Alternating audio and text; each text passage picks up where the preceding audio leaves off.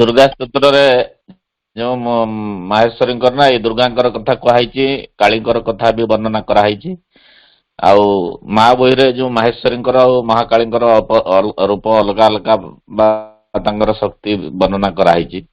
ପ୍ରକୃତରେ ମୁଁ ଟିକେ ସନ୍ଦେହ ମୋର ରହେ ଯେ ଦୁର୍ଗା ସ୍ତୋତ୍ର ଯୋଉ ସମୟରେ ଶ୍ରୀ ଅରବିନ୍ଦ ରଚନା କରିଥିଲେ ଆଉ ମା ବହିରେ ଯେତେବେଳେ ରଚନା କଲେ ଟିକେ ଭିନ୍ନ ଅଛି ବୋଲି ଭାବିଲି। ତେଣୁ ସେ ଦୃଷ୍ଟିରୁ ଦୁର୍ଗା ସ୍ତୋତ୍ରରେ କାହିଁକି କାଳୀଙ୍କର ଗୁଣ ବର୍ଣ୍ଣନା କଲେ ଆଉ ଏଥିରେ ସ୍ୱତନ୍ତ୍ରତା ମହାକାଳୀଙ୍କର ଅଲଗା ଓ ମାହେଶ୍ୱରୀଙ୍କର ଅଲଗା କଲେ। ପ୍ରକୃତରେ ଦୁର୍ଗା ସ୍ତୋତ୍ରରେ ଯୋଉ ଦୁର୍ଗାଙ୍କ କଥା କୁହାହେଇଛି ଆଉ ମହାବହିରେ ଯୋଉ ମାହେଶ୍ୱରୀଙ୍କ କଥା କୁହାହେଇଛି ଟିକେ ଅଲଗା କି ସମାନ?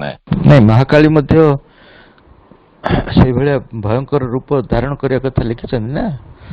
ସେ ପଢିବ ସେଥିରେ ଯୋଉମାନେ ସିନସିୟର ନୁହନ୍ତି ତାଙ୍କ ପ୍ରତି ତାଙ୍କର କ୍ରୋଧ ପ୍ରଚଣ୍ଡ, ସେଇ ପାର୍ଟଟା ସେଠି କୁହାହେଇଛି। ଇନସିନସିୟରିଟି ଯୋଉଠି ରହିଛି ସେଠି ମହାକାଳୀ ମଧ୍ୟ ପ୍ରଚଣ୍ଡ ରୂପ ଧାରଣ କରନ୍ତି।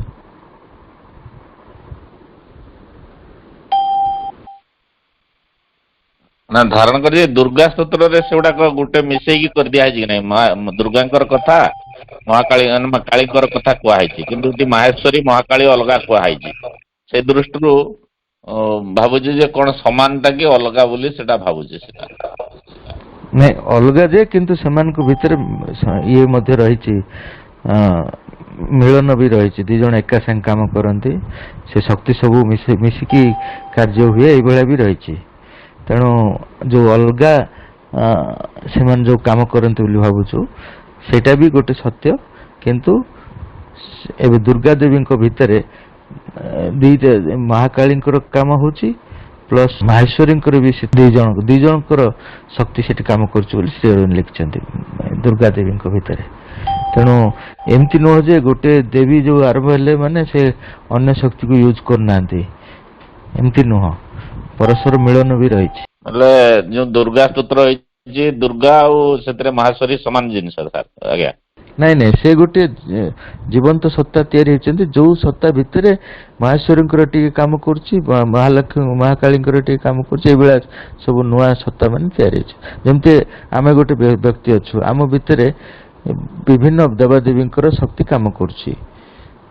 ସେମିତି ଦୁର୍ଗା ଦେବୀ ମନେକର ମହିଷାସୁରକୁ ବଧ କରିବା ଦରକାର ଅଛି, ସେ ବଧ ପାଇଁ ଯୋଉ ଯୋଉ ଦେବୀଙ୍କର ଶକ୍ତି ଦରକାର ସେଇ ସବୁ ଶକ୍ତି ତାଙ୍କ ଭିତରେ କାମ କରୁଛି। ସେଥିପାଇଁ ତମେ ପୁରାଣରେ ପଢିଥିବେ ଯେ ଦୁର୍ଗା ଦେବୀଙ୍କୁ ତିଆରି କରାହେଇଛି, ଦେବତା ମାନେ ନିଜ ନିଜ ଶକ୍ତି ଦାନ କରିଛନ୍ତି ଏବଂ ଦୁର୍ଗା ଦେବୀ ଆବିର୍ଭାବ ହେଇଛନ୍ତି, ଏମିତି କୁହାହେଇଛି।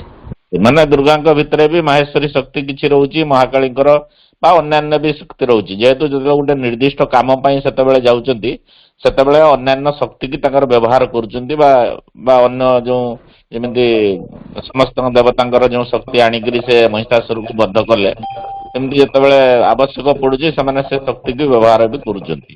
ଏଇଟା ହଉଛି କଥା। ହଁ, ଠିକ ଅଛି ଭାଇ। ହଁ ଭାଇ। ସେମିତି ଠିକ ଅଛି, କାମ ପାଇଁ ଯୋଉ ଶକ୍ତି ଦରକାର ସେଇ ଶକ୍ତିକୁ ସେମାନେ ବ୍ୟବହାର କରନ୍ତି। ଆଉ ସେଇ ଶକ୍ତି ମଧ୍ୟ ସେମାନେ ମଧ୍ୟ ଯୋଉ ଦେବତା ମାନେ ଯୋଉ ଶକ୍ତିର ଅଧିକାର ଥାନ୍ତି ସେମାନେ ମଧ୍ୟ ନିଜକୁ ସେଇଥିରେ ନିୟୋଜିତ କରିଥାନ୍ତି। କୁହାହଉଛି କି ଜୀବନର ମୁକ୍ତି ଲକ୍ଷ୍ୟ ନୁହଁ, ଆଉ ତାହେଲେ କାହିଁକି ଜୀବନ ଆମେ ଆସିଲେ ଜୀବନରେ ମୁକ୍ତି? କିନ୍ତୁ ମୁକ୍ତି ହଉଥିଲେ ସେ ତ ଭଗବାନ ପାଖକୁ ଯାଉଥିଲେ, ଭଗବାନ ତାଙ୍କୁ ଗ୍ରହଣ କରି ରଖୁଥିଲେ, ତ ସେମାନେ ଖୁସିରେ ଆନନ୍ଦରେ ରହୁଥିଲେ ନା। ତ ସେଇଟା କେମିତି ହଉଥିଲା ସେମାନେ ଯଦି ଏଇଟା ଥିଲା? ମା ଏ ବିଷୟରେ କହିଛନ୍ତି, ସେମାନେ ଯେହେତୁ ଜୀବନରେ ବହୁତ ହାଲିଆ ହେଇଗଲେ ତାଙ୍କୁ ରେଷ୍ଟ ଦେବା ପାଇଁ ଆଲାଉ କଲେ ଭଗବାନ, କିନ୍ତୁ ସେମାନେ ଭାବିଲେ ସେଇଟା ହଉଛି ପରମାନେଣ୍ଟ। କିନ୍ତୁ ମା କହୁଛନ୍ତି ସେଇଟା ପରମାନେଣ୍ଟ ନୁହଁ, ଭଗବାନ ଚାହିଁଲେ ପୁଣି ପଠେଇଦେବେ। ଆମେ ଯୋଉଟା ପରମାନେଣ୍ଟ ମୁକ୍ତି ଆମର ଲକ୍ଷ୍ୟ ଅର୍ଥ କଣ, ସେଇଠି ରହିଯିବ ଆଉ କିଛି ନାହିଁ। ଭଗବାନ ମା କହୁଛନ୍ତି ନାଇଁ ନାଇଁ, ସେଠି ପହଞ୍ଚିଲା ପରେ ମଧ୍ୟ ତମେ ଟିକେ ରେଷ୍ଟ ନେଇଗଲ, ଶୋଇଗଲ, ଖାଇଲ ପିଇଲ, ପୁଣି କାମ ଆରମ୍ଭ କର, ପୁଣି ପଠେଇବେ ସେ। ତେଣୁ ସେଟା ଆମର ଲକ୍ଷ୍ୟ ନୁହଁ, ଆମକୁ ଏଠିକୁ ଆସିବାକୁ ହିଁ ପଡିବ, ଏଇଠି ଭଗବାନଙ୍କୁ ପ୍ରକାଶ କରିବାକୁ ହିଁ ପଡିବ। ଆମେ ଭାବିଦେଲୁ ଅତୀତରେ ଯେ ମୁକ୍ତି ଆମର ଲକ୍ଷ୍ୟ, ଜୀବନରୁ ମୁକ୍ତି, କିନ୍ତୁ ମା କହୁଛନ୍ତି ସେଠି ଗଲା ପରେ ତମେ ଜାଣିନ ତମର କଣ ହବ। ହଁ, କିଛି ଦିନ ରେଷ୍ଟ ନବ ଯାଇକି, ଘରକୁ ଯାଇଛ ଟିକେ ରେଷ୍ଟ ନବ, କିନ୍ତୁ ପ୍ରକୃତ ଘରଟା ଏଇଟା ହବ, ଏଇ ପୃଥିବୀ ହବ।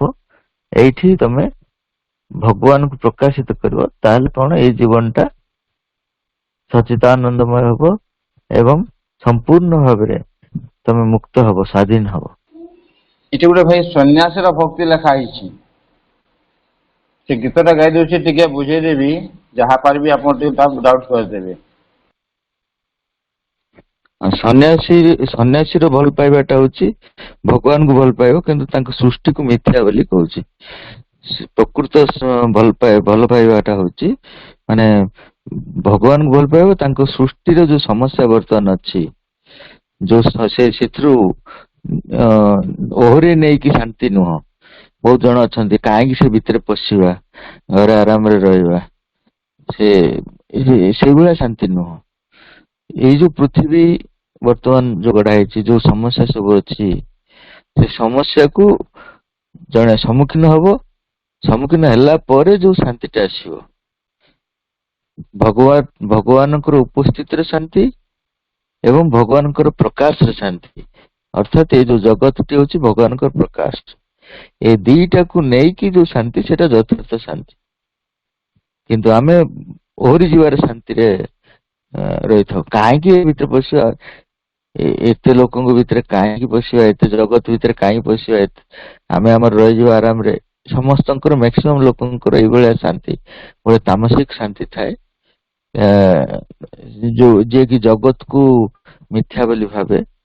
ଏସବୁ ଏ ଭିତରେ ପଶିବା କଥା ନୁହଁ, ସେଇଟା ପ୍ରକୃତ ଶାନ୍ତି ନୁହଁ। ସେଥିପାଇଁ ଶ୍ରୀ ଅରବିନ୍ଦ ଲେଖିଛନ୍ତି ଯେ ପ୍ରକୃତ ଶାନ୍ତି ଆସିବ କେତେବେଳେ, ରୁଦ୍ରର ଋଣ ସୁଝିଲା ପରେ। ରୁଦ୍ରର ଋଣ ସୁଝିବା ଅର୍ଥ, ରୁଦ୍ର ଶକ୍ତି ଆମ ତାମସିକତାକୁ ଭାଙ୍ଗିଲା ପରେ ଯାଇକି ଯଥାର୍ଥ ଶାନ୍ତି ଆସିବ। ନହେଲେ ଆମେ ତାମସିକ ଶାନ୍ତିକୁ ଶାନ୍ତି ବୋଲି ଭାବୁଛୁ। ଇଣ୍ଡିଆନ ମାନଙ୍କର ୱିକନେସ୍ ଉପରେ ଗୋଟେ ଷ୍ଟେଟମେଣ୍ଟ ପଢୁଥିଲି, ଆପଣ ଆଗରୁ ବି କହିଛନ୍ତି। ଶ୍ରୀ ଅରବିନ୍ଦ କହୁଛନ୍ତି, ସେ ସବୁଆଡେ ମୁଁ ଦେଖୁଛି unwillingness to think, thought incapacity और thought phobia। ମାନେ ଆମେ ଯୋଉ ଅଧିକା ମାନେ ଯୋଉ ଭାବିବାର ଯୋଉ ଥିଙ୍କିଂ ପାୱାର ର ଯୋଉ ଗୋଟେ ଡିଗ୍ରେଡେସନ ଘଟିଛି ଆମ ମାନଙ୍କର, ଏଇଟା ବୁଝିବାର ଥିଲା ଯେ କୋଉ କଣ୍ଟେକ୍ସଟ ରେ ଏଇଟା କୁହାହଉଛି, ଆମେ କେମିତି ଏଇଟାକୁ ବୁଝିପାରିବା, ମାନେ କଣ ଆମେ କୋଉ ଜିନିଷଟା ଆକ୍ଚୁଆଲି ଏଠି ପଏଣ୍ଟ ଆଉଟ୍ କରାହଉଛି। ଆମର ଯୋଉ ଚିନ୍ତାଧାରା ସବୁ ଅତୀତରେ ଯାହା ଯାହା ହେଇଛି, ସେଇ ଯାକୁ ହିଁ ଆମେ ପୁନରାବୃତ୍ତି କରୁଛୁ। କିନ୍ତୁ ଶ୍ରୀ ଅରବିନ୍ଦ କହୁଛନ୍ତି ଯଥାର୍ଥ ଆଧ୍ୟାତ୍ମିକତା ହଉଛି ସବୁବେଳେ କିଛି ନା କିଛି ନୂଆ ଜିନିଷ ଅଛି, ତାହାକୁ ଆମେ ହୃଦୟରେ ଅନୁଭବ କରିବାକୁ ପଡିବ, ମନରେ ନୂଆ ଚିନ୍ତା ମାଧ୍ୟମରେ ତାକୁ ଆଣିବାକୁ ପଡିବ, ଶରୀରରେ ସେଇ କାର୍ଯ୍ୟରେ ଲିପ୍ତ ହେବାକୁ ପଡିବ। ପ୍ରତି ମୁହୂର୍ତ୍ତରେ ନୂତନ ଚିନ୍ତା, ନୂତନ ଅନୁଭବ, ନୂତନ କାର୍ଯ୍ୟ, ଏଇଟା ରହିଛି। କିନ୍ତୁ ଆମର କଣ ଅଭ୍ୟାସ, ଯେ ଅତୀତର ଯାହା ଚାଲିଛି ତାକୁ ପୁନରାବୃତ୍ତି କରିବା, ତା ଛାଡିକି ଗୋଟେ ନୂଆ ଜିନିଷ ଗ୍ରହଣ କରିବାର ସାମର୍ଥ୍ୟ ଆମର ନାହିଁ। ସେଇଟା ନୂଆ ଚିନ୍ତା କରିବାର ଆମ ଭିତରେ ଗୋଟେ ଭୟ ଅଛି, ଯୋଉଟା ଅଛି ସେଇ ଯାକ ଚାଲୁ। ଏବେ ଯେମିତି ମନେକର ଆମର ରେଲିଂ ସେଣ୍ଟର ହଉଛି, ସେ ପୁରୁଣା ଯାହା ଅଛି ସେଇଭଳିଆ ମଡେଲ ଚାଲିବା ପାଇଁ ସମସ୍ତେ ଚାହୁଁଛନ୍ତି, କାରଣ ସେଠି ରିସ୍କ ନାହିଁ।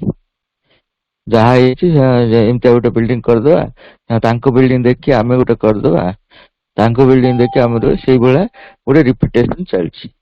ଏଇଟା ଗୋଟେ ଏଇ ଡିଗ୍ରେଡେସନ ଟା ଯୋଉ ଆସିଛି, ଏଇଟା ସ୍ପେଶାଲି ମତେ ଲାଗୁଛି ଫ୍ରିଡମ ଫାଇଟିଂ ମୁଭମେଣ୍ଟ ଗୁଡକୁ ଶ୍ରୀ ଅରବିନ୍ଦ କହିଥିଲେ ନା, ଏବେ ସେଟା ଆଗରୁ ନଥିଲା, ତାପରେ ଡେଭଲପ ହେଇଗଲା ଏଇଭଳିଆ ଗୋଟେ ଜଡତା ମାଡି ବସିଲା, ସେଇ ଟାଇପ ର କିଛି ଘଟିଲା, ସେଇଥିପାଇଁ ଏମିତି ହେଇଛି ନା କଣ ତାର କାରଣ? ନାଇଁ, ଆଗରୁ ବି ଥିଲା, କିନ୍ତୁ ଆଗରୁ ମଣିଷ ସମାଜକୁ ଇନଭଲ୍ଭ କରାହେଇନଥିଲା। ମୁନି ଋଷି ମାନେ ତାଙ୍କର ସାନ ସର୍କଲ ଭିତରେ ଆଧ୍ୟାତ୍ମିକତାକୁ ଆଗେଇ ନଉଥିଲେ।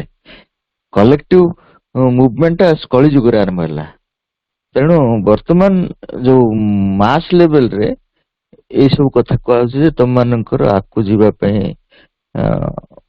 ଇଏ ନାହିଁ, ମାନେ ନୂଆ ଚିନ୍ତା କରିବାର ସାମର୍ଥ୍ୟ ନାହିଁ। ନହେଲେ ଅତୀତରେ ଆମର ଲୋକମାନେ ଭାବନ୍ତି ଅତୀତରେ ଆମେ ସବୁ ମହାନ ଥିଲୁ, ବର୍ତ୍ତମାନ ତଳକୁ ଖସିଗଲୁ। ହଁ, ସେଟା ସୂକ୍ଷ୍ମ ସ୍ତରରେ। ଏଠି ଆସିକି ତଳକୁ ଖସିବାର କାରଣ ହଉଛି ଯେହେତୁ ସ୍ଥୂଳ ଶରୀରରେ ସେଇ ବିଜୟଟି ଆଣିବାକୁ ପଡିବ। ଆଉ ସେଠି କିଛି ଲୋକଙ୍କୁ ନେଇକିରି ଆଧ୍ୟାତ୍ମିକତା ଥିଲା, ବର୍ତ୍ତମାନ ସମୂହ ସ୍ତରରେ ଆଧ୍ୟାତ୍ମିକତା ଆସିବ। ତେଣୁ ଯଦିଓ ସ୍ଖଳନ ଘଟିଛି, ତାର ଗୋଟେ ବୃହତ୍ତର କାରଣ ଅଛି। ତେଣୁ ଶ୍ରୀ ଅରବିନ୍ଦ କହୁଛନ୍ତି ଯେ ଆମକୁ ଉପରକୁ ଉଠିବାକୁ ପଡିବ। ଏଇ ଯୋଉ କଳିଯୁଗ ଭିତରେ ପ୍ରବେଶ କଲୁ, ଗୋଟେ ସମୂହ କାର୍ଯ୍ୟ ଭିତରେ ଆମର ଯୋଉ ସ୍ଖଳନ ଘଟିଲା, ସେଠୁ ଉପରକୁ ଉଠିବାକୁ ପଡିବ। ଆମେ ଯୋଉ ଏବେ ଡିସ୍କସନ କରୁଥିଲୁ ସଫରିଂ ଉପରେ, ପେନ୍ ଆଣ୍ଡ ସଫରିଂ କୁ ନେଇକି ନା, ମା ଗୋଟେ ଜାଗାରେ କହୁଛନ୍ତି ମେଣ୍ଟାଲ ସଫରିଂ, ଭାଇଟାଲ ସଫରିଂ, ଏଇଗୁଡାକ ଯାହାହେଲେ ବି ଆମର ମନର ଭୁଲ ଫଙ୍କସନିଂ ଦ୍ଵାରା ସେଇଟା ଆସିଥାଏ।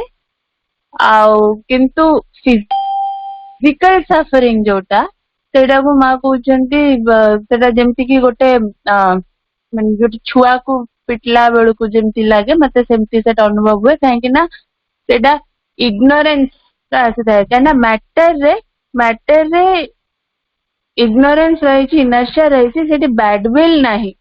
ତ ବ୍ୟାଡୱିଲ୍ ନାହିଁ ମାନେ କଣ ଆକ୍ଚୁଆଲି ମୁଁ ଏଇଟା ଠିକ ବୁଝିନି ନା, ମ୍ୟାଟର କ୍ୟାରେକ୍ଟରରେ ହିଁ ଖାଲି ଇଗ୍ନୋରେନ୍ସ ଅଛି, ତେଣୁ ସେଇଟାକୁ ବ୍ୟାଡୱିଲ୍ ରେ ଗଣା ଯାଉନି ନା, ଏଇଟା କଣ ୟାକୁ ଟିକେ ଏଲାବୋରେଟ କରିପାରିବେ କି?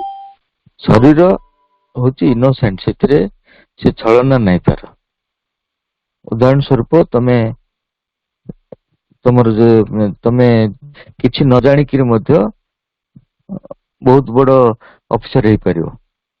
ମନ ତମ ଜ୍ଞାନ ନାହିଁ, କିନ୍ତୁ ତମେ ଛଳନା କରିକିରି ବହୁତ ବଡ ଅଫିସର ହେଇଯାଇପାରିବ, ମୁଁ ଜାଣିଛି ବୋଲି କହିକି। ବହୁତ ଉଚ୍ଚ ସ୍ଥାନରେ ମୂର୍ଖ ମାନେ ଅଛନ୍ତି, ସେଟା ମନ ସ୍ତରରେ ସେ ଛଳନା ସମ୍ଭବ। ସେମିତି ପ୍ରାଣ ସ୍ତରରେ ତମ ଭିତରେ ବହୁତ ଭୟ ଥାଇପାରେ, କିନ୍ତୁ ବାହାରକୁ ଦେଖେଇ ପାରିବ ମୁଁ ବହୁତ ସାହସୀ ବୋଲି। ସେ ନିଜକୁ ମାନେ କହିବ ଯେ ମୋ ଭଳିଆ କେହି ନାହିଁ, କିନ୍ତୁ ଟିକେ କଣ ଯଦି ଘଟିଯିବ ହାର୍ଟ ଆଟାକ୍ ହେଇଯିବ। ସେଠି ବି ଠକାମି ସମ୍ଭବ। କିନ୍ତୁ ଶରୀର ସ୍ତରରେ ତମେ ଯଦି ସାଇକେଲ ଚଢି ଶିଖିନ, ପଡିବ ନିଶ୍ଚୟ। ଏଠି ଛଳନା ସମ୍ଭବ ନୁହଁ, ସତ୍ୟ ଯାହା ଅଛି ତାହା ହିଁ ଆସିବ। ତେଣୁ ମା କହିଲେ ପରମ ଭଗବାନ ମନ ମାଧ୍ୟମରେ ପୂର୍ଣ୍ଣ ଭାବରେ ପ୍ରକାଶିତ ହେଇପାରେନି, ପ୍ରାଣ ମାଧ୍ୟମରେ ପୁରା ପ୍ରକାଶିତ ହେଇପାରେନି। ଶରୀରରେ supreme and the matter is one and the same. ଯୋଉ ପରମ ଉପରେ ଅଛନ୍ତି, ସେଇ ପରମ ପୁଣି ଆମର ଯୋଉ ଜଡ ସ୍ତରରେ ଅଛନ୍ତି ପୂର୍ଣ୍ଣ ଭାବରେ ପ୍ରକାଶିତ ହେଇପାରିବ। ତେଣୁ ଏଇ ଜଡ ସ୍ତରରେ କୌଣସି ପ୍ରକାର ଛଳନା ନାହିଁ, ଆନ୍ତରିକତା ରହିଛି। ଯଦି ଆମ ଭିତରେ ଜଡ ସ୍ତରରେ କିଛି ଅଛି, ସେଟା ବାହାରୁ ଆରୋପ କରାଯାଇଛି, କିନ୍ତୁ ତା ନିଜର ଗୁଣଟି ପୁରା ସତ୍ୟକୁ ନେଇକି ରହିଛି, ଜଡ ସତ୍ୟକୁ ପ୍ରତିନିଧିତ୍ୱ କରୁଛି। ଜୀବ ହତ୍ୟା ପରେ ମା କିଛି କହିଛନ୍ତି କି? ଆମେ କହୁଛୁ ସବୁବେଳେ ମୋର ମନ, ମୋର ପ୍ରାଣ, ମୋର ଶରୀରରେ ତୁମର ଆଲୋକ, ତୁମର ଚେତନା, ତୁମର ସତ୍ୟ ପ୍ରଦାନ ମାନେ ପ୍ରବେଶ କରୁ ଏବଂ ସକଳ ବସ୍ତୁରେ ମୁଁ ଯେପରି ଭଗବାନଙ୍କୁ ଦର୍ଶନ କରିପାରେ। ଆମେ ତ ସବୁ କ୍ଷେତ୍ରରେ ସବୁ ଠାରେ ଭଗବାନଙ୍କୁ ଦର୍ଶନ କରୁଛୁ ବର୍ତ୍ତମାନ ମାଙ୍କୁ ଜାଣିଲା ପରେ। ଆମେ ତ ସକଳ ବସ୍ତୁରେ ଭଗବାନଙ୍କୁ ଯେପରି ଦର୍ଶନ କରୁ, ସକଳ ଘଟେ ନାରାୟଣ କହୁଛୁ, ଜୀବ ହତ୍ୟା ମହାପାପ କହୁଛୁ, କିନ୍ତୁ ଏପଟେ ଆମେ ରାବଣକୁ ବି ହତ୍ୟା କଲୁ, କଂସକୁ ବି ହତ୍ୟା କଲୁ, ଅସୁର ମାନଙ୍କୁ ବି ମାନେ ଦେବତା ମାନେ ଭଗବାନ ମାନେ ହତ୍ୟା କରୁଛନ୍ତି। ତ ମୋ ବିଚାରରେ ଯେ ଖରାପ ଯେ କାମ କଲା, ଖରାପ କିଛି କଲା, ତାକୁ ହତ୍ୟା କରିବାରେ କିଛି ବୋଧେ ପାପ ନାହିଁ। ଯେମିତି ଆମର ମୂଳରେ ଉଖୁଣି ଅଛି, ଆମେ ତାକୁ ହତ୍ୟା କରୁଛୁ। ତ ଜୀବ ହତ୍ୟା କଥାଟା କଣ ଏଇଟା? ତାପରେ ମା କିଛି କହିଛନ୍ତି। ଜୀବ ହତ୍ୟା ଯୋଉ ନିରୀହ ଜୀବ ମାନଙ୍କୁ ଆମେ ମାରୁଛୁ, ମା କହିଛନ୍ତି ଯେ ତା ଦ୍ଵାରା ସେ ନିରୀହ ଯେହେତୁ ତାର ଲାଭ ହଉଛି, ଆମର କ୍ଷତି ହଉଛି। କାହିଁକି ଆମେ ଯୋଉ ହତ୍ୟାଟି କରୁଛୁ ଭଗବାନଙ୍କ ପାଖରେ, ସେ ତା ଦ୍ଵାରା ଆମର କିଛି ଲାଭ ହଉନି, ଆମର ଚେତନା ଆହୁରି ତଳକୁ ଖସୁଛି। ସେ ଜୀବ ପାଇଁ ସେଟା ଗୋଟେ ଆଶୀର୍ବାଦ ଭାବରେ ଆସୁଛି। ଯେ ତେଣୁ ଆମର କିଛି ଲାଭ ନାହିଁ। କିନ୍ତୁ ଯୋଉ ପ୍ରାଣ ସ୍ତରର ଦେବାଦେବୀ ଅଛନ୍ତି ସେମାନେ ଏଇ ବଳି ସବୁ ଚାହାନ୍ତି, କାରଣ ସେଥିରୁ ତାଙ୍କୁ ପ୍ରାଣିକ ଶକ୍ତି ସବୁ ମିଳେ। ତେଣୁ ସେମାନେ ଚାହାନ୍ତି। ଆଉ ଏଇ ନିମ୍ନ ପ୍ରାଣିକ ସତ୍ତା ମାନେ ତାଙ୍କ ପାଖରେ ଯୋଉ ଶକ୍ତି ଅଛି ତାରି ମାଧ୍ୟମରେ ଆମକୁ କିଛି ମେଟେରିଆଲ ହେଲ୍ପ ସବୁ କରନ୍ତି, କିମ୍ବା ଏ ଯୋଉ ଗୁଣି ଗାରେଡି ମନ୍ତ୍ରର ପାୱାର ସବୁ ଦିଅନ୍ତି, ଏସବୁ ତାଙ୍କର ଅଛି। ତେଣୁ ଯୋଉମାନେ ସବୁ ଏଇ ଭିତରେ ମାତନ୍ତି ସେମାନେ ସବୁ ବଳି ଦିଅନ୍ତି, କାରଣ ସେଇ ଯୋଉ ନିମ୍ନ ପ୍ରାଣିକ ସତ୍ତା ମାନେ ସେମାନେ ଏଇ ସବୁ ଚାହାନ୍ତି। ଏ ମାଂସ ଭକ୍ଷଣ ଉପରେ, ମାଂସ ଭକ୍ଷଣ ଠିକ କି? ମୁଁ ତ ପ୍ରକୃତିରେ ମାଂସ ଖାଇବାର ମୋର ଆଗ୍ରହ ନାହିଁ। ମୁଁ ମାଂସ ଭାଇ ଖାଇବିନି, ସେଟା ମୋ ଘରେ ବି ଚାଲେନି। ଆଗେ କେହି ନ ଖାଉଥିଲେ, ବର୍ତ୍ତମାନ ମୋ ଦାଦା ଭାଉଜ ମାନେ ଖାଉଛନ୍ତି। କିନ୍ତୁ ଆମ ପରିବାରରେ ଆମେ 3 ଜଣ ଅଛୁ, ଆମେ ମାଂସ କେବେ ଖାଉନୁ। ମୁଁ ତ ମାଂସ ଖାଏନି। ଯଦି କିଏ ଖାଉଛି ତାକୁ ବି ମନା ବି କରେନି। ଯଦି ମତେ କହିବେ ତୁ ମାଂସ ବାଢ଼ି ବି ଦେବି, ପରସି ଦେବି, ତାହେଲେ ଯେ ଗୋଟେ ଜିନିଷ ସେଠି ମୋର ମନେ ଆସିଲା, ଗୋଟେ ପ୍ରଶ୍ନ ସେଦିନ ଯେ ଆମେ ଛେଳିକୁ ହତ୍ୟା କରୁଛୁ, କୁକୁଡ଼ାକୁ ହତ୍ୟା କରୁଛୁ, ସମସ୍ତଙ୍କୁ ହତ୍ୟା କରୁଛୁ। ଗାଈ ହତ୍ୟା କଲେ କଣ ଦୋଷ ଅଛି ଭାଇ? ଗାଈ କଣ ଭଗବାନ? ଛେଳି ନୁହେଁ, କୁକୁଡ଼ା ନୁହେଁ, କି ଆଉ କିଛି ଜୀବ ଯାହା ହତ୍ୟା ଆମେ କରୁଛୁ, ସେସବୁ ଏଟା କେମିତି ଜିନିଷ? ମାଂସ ଭକ୍ଷଣ ଏବଂ ସେ ଛେଳି କଥା ମୋ ଟିକେ ମନରେ ପଡ଼ିଲା। ଭଗବାନଙ୍କ ଦୃଷ୍ଟିରୁ ଇଏ ଛେଳି ହଉ କି ପିମ୍ପୁଡି ହଉ କି ଗାଈ ହଉ ସବୁ ସମାନ, ସେଥିରେ କିଛି ନାହିଁ। ଆମର ହିନ୍ଦୁ ଧର୍ମରେ ଆମେ ଯୋଉଟା ମାନୁଛୁ ଯେ ସେ ହଉଛନ୍ତି ଆଲୋକ ଗାଈ ମାନେ, ତେଣୁ ଆମ ମାନଙ୍କ ଭିତରେ ତା ପ୍ରତି ସମ୍ମାନ ରହିଛି। ତେଣୁ ଏସବୁ ମାରିବା, କିନ୍ତୁ ଭଗବାନଙ୍କ ଦୃଷ୍ଟିରୁ ଗାଈକୁ ମାରିବା, ପିମ୍ପୁଡିକୁ ମାରିବା କି ଛେଳିକୁ ମାରିବା ସବୁ ସମାନ, ସେଥିରେ କିଛି ଇଏ ନାହିଁ। ତେଣୁ ଆଉ ଗୋଟେ ହଉଛି ମାରିବାର ଅଧିକାର, ଯୋଉ କହିଲେ ଯେ ଅନ୍ୟ ଭୁଲ କରୁଛି ତାକୁ ମାରିବୁ, ସେଟା ତ ଠିକ, କିନ୍ତୁ ତମକୁ ସେ ଦାୟିତ୍ୱ ଦିଆଯାଇଛି କି ନାହିଁ ସେଟା ଜାଣିବାକୁ ପଡିବ। ସବୁ ଜିନିଷରେ ଏବେ ମନେକର ସ୍କୁଲରେ କିଏ ଜଣେ ପାଠ ପଢଉଛି, ତାଠୁ ମୁଁ ଭଲ ପାଠ ପଢିବା ଜାଣିଛି, କଣ ସେଠି ଭିତରେ ପଶିକି ତାକୁ ବାହାର କରିଦେବି ମୁଁ ପାଠ ପଢେଇବି? ମତେ ଦାୟିତ୍ୱ ଦିଆଯାଇଛି କି ନାହିଁ ସେଟା, ଭଲ ପାଠ ପଢିବା ଜାଣିଥିଲେ ମଧ୍ୟ ମୋର ଅଧିକାର ନାହିଁ ତାକୁ ବାହାର କରିଦେଇକି ମୁଁ ସେଠି କହିଦେବି। ପ୍ରାଇମ ମିନିଷ୍ଟର ସେ ଅଛନ୍ତି ସେଥିରେ, ମୁଁ ଯାଇ କଣ ମୁଁ ଭଲ ଜାଣିଛି ବୋଲି କହି ତମେ ବାହାର କରିଦେବି? ତେଣୁ ଅଧିକାର ଟା ଭଗବାନ ଦେଇଛନ୍ତି ତମକୁ, ସେଇ ସମ୍ପର୍କ ସ୍ଥାପନ କରିବାକୁ ପଡିବ, ଜାଣିବାକୁ ପଡିବ। ଯେମିତି ଅର୍ଜୁନକୁ ଶ୍ରୀକୃଷ୍ଣ କହିଲେ ଯୁଦ୍ଧ କର, ତାର ତ କଣ ମୁନି ଋଷି ମାନେ ଜଙ୍ଗଲରୁ ପଳେଇ ଆସିଲେ ଯୁଦ୍ଧ କରିବା ପାଇଁ? ସେ କରିନାହାନ୍ତି। ଏଇଟା ଜାଣିବାକୁ ପଡିବ। ପ୍ରଥମଟା ହଉଛି କାହାକୁ ମାରିବା ଉଚିତ, କାହାକୁ ନା ମାରିବା ଉଚିତ, ସେଇଟା ଜାଣିବା ଦରକାର। ଦ୍ୱିତୀୟଟା ହଉଛି ସେଥିପାଇଁ ତମକୁ ନିୟୋଜିତ କରାହେଇଛି କି? ତମକୁ ଯଦି ନିୟୋଜିତ କରାହେଇନି ତାହେଲେ ତମେ ସେଇଟା କରିପାରିବନି। ବର୍ତ୍ତମାନ ତ ଏଟା ଭାଦ୍ରବ ଯାଇକି ଦଶହରା ମାସ ଆସିଗଲା। ଆମେ ଆମ ଘରେ ସେଇ ପିତୃ ପୂଜନ, ଏଇଟା ଆପଣଙ୍କୁ ମୁଁ ପଚାରିଥିଲି ସେ ସମୟରେ ଗୋଟେ ଥରେ, ଯେତେବେଳେ ଆମେ ସୁନ୍ଦରଗଡ଼ରେ ଗୋଟେ ପାଠଶାଳ କରୁଥିଲା ଏବଂ ମୁଁ ଯେଉଁ ହାରାହାରି 50-60ଟା ପ୍ରଶ୍ନ ନେଇକି ଯାଇଥିଲି, ସେଥିରେ ବି ପ୍ରଶ୍ନଟା ଇନକ୍ଲୁଡ ଥିଲା। ଆଉ ସେ ସମୟରେ ବି ଆପଣଙ୍କୁ ସେ ପ୍ରଶ୍ନ ପଚାରିଥିଲି ଯେ ମୁଁ ଆଗେ ସେ ଗାଧେଇଲା ବେଳେ ପାଣି ଦଉଥିଲି, ଏସବୁ ବହୁତ ଜିନିଷ ଛୋଟିଆ ଛୋଟିଆ ଯେଉଁ ଅଛି ମାନେ ଗୋଟେ ନୈତିକତା ବାଦରେ ସେସବୁ ପଚାରିଥିଲି। ସେ ସମୟରେ ଆପଣ ବି ଏଇଟା କିଛି ଗୋଟେ ଉତ୍ତର ଦେଇଥିଲେ ଆମର ଏଇ ପିତୃ ପୂଜନ ଉପରେ। ସେ ପ୍ରଶ୍ନଟା ଭାଇ ମୋର ମାକୁ ଜାଣିଲା ପରେ କେମିତି ସେଟା ମୋର ଭାବନାରେ ଆସିଛି, ଆପଣଙ୍କୁ ମୁଁ ତାକୁ ପଚାରୁଛି। ପିତୃ ପୂଜନ ଉପରେ ଅଛି। ପ୍ରକୃତରେ ଆମ ଘରେ ଆଗେ ମୋର ବାପା ମା ମୁଁ ଯେତେବେଳେ ଛୋଟ ଥିଲି, ଛୋଟ ମାନେ 7-8 ବର୍ଷ 9 ବର୍ଷ ଥିଲି, ଆମେ 4 ଭାଇ ଥିଲୁ। ଗୋଟେ ଭାଇ ତ ଏକ୍ସପାୟାର୍ଡ କରିଗଲେ ସେ ଲାଟ୍ରିନରେ, ବାକି 2 ଭାଇ ଅଛନ୍ତି ବର୍ତ୍ତମାନ। କିନ୍ତୁ ଭାଇ ବାପା ବହୁତ, ମୋର ଆଈ ବି ବହୁତ ଜିନିଷ ପଢୁଥିଲେ, ଗୀତା ଭାବ ପୁରାଣ ପୋଥି ଏସବୁ ବହୁତ ଜିନିଷ ପଢୁଥିଲେ, ମରବା ପର୍ଯ୍ୟନ୍ତ ପଢୁଥିଲେ। ତାପରେ ବାପା ବହୁତ ଚିନ୍ତା ପଢନ୍ତି, ସେ ଦାଢି ହାତା ଭକ୍ତି, ତାପରେ ଆମର ଏଇ ବାବା ମାନଙ୍କ ସ୍ତୁତି ଚିନ୍ତାମଣି, ଆଠ ଭଜନ ଏସବୁ ପଢୁଥିଲେ।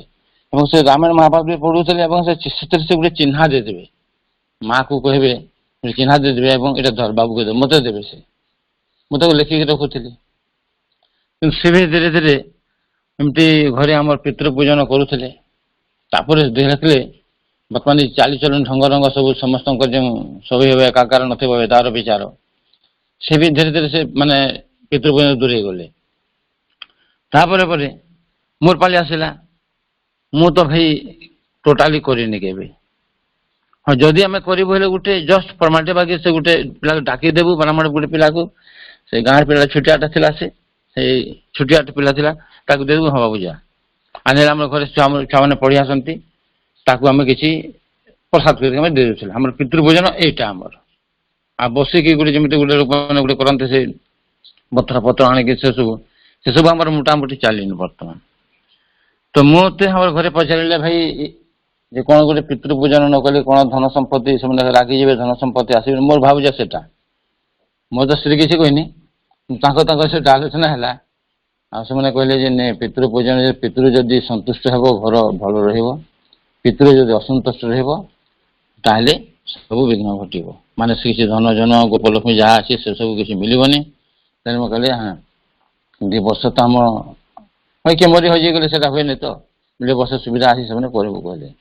ମୁଁ କହିଲି ମୋ ତ ସ୍ତ୍ରୀ କିଛି କହିଲାନି ମୁଁ ତାକୁ ଫେରି କହିଦେଲି ଦେଖ ଗୋଟେ ଜିନିଷ ତୁମେ ବ୍ରାହ୍ମଣ କଥା କହୁଛ ମୁଁ ସେଥିରେ ଟିକେ ଏକମତ ନୁହେଁ।